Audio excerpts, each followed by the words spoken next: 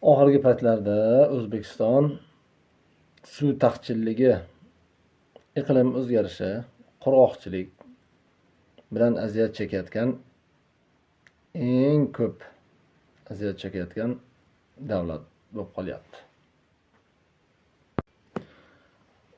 Va bu masala, bu muammo jamoatchilikda faollar tomonidan juda ko'plab fikr munozaralarga, muhokamalarga sabab bo'lyapti. Ko'pchilik bu narsani muhokama qilib chiqyapti. Ijtimoiy tarmoqlar, katta kanallar bu masalani ko'rib chiqyapti. Albatta bu judayam katta masala. Lekin bunga qarshi chora sifatida nimalar qilinyapti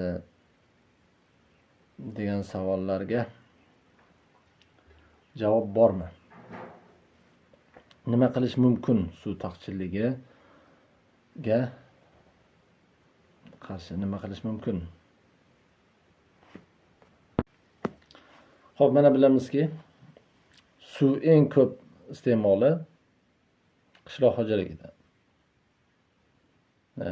O'zbekistonda esa iqlim harorati yuqori, issiq iqlim bo'lganligi uchun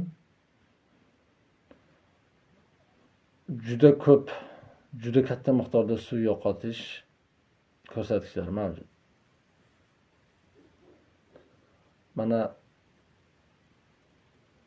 bir qator tajribalar o'tkazyapmiz. Tajribalar shuni ko'rsatyaptiki, foydalanilayotgan suvlarning 80-90% iqlim harorati issiq bo'lganligi tufayli ispareniya bo'lib ketadi, yo'qotiladi. 10% atrofidagi qismi esa o'simliklari o'sishi uchun yordam beradi.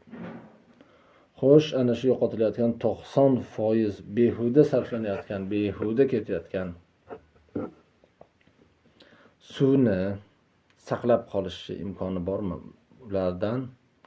Va ana shu 90% suvdan maksimal darajada potensial foydalanish imkoniyati bormi? Ha, imkoniyati bor. Bu borada izlanishlar olib boryapmiz. Xudo xolasa natijasini ko'ramiz.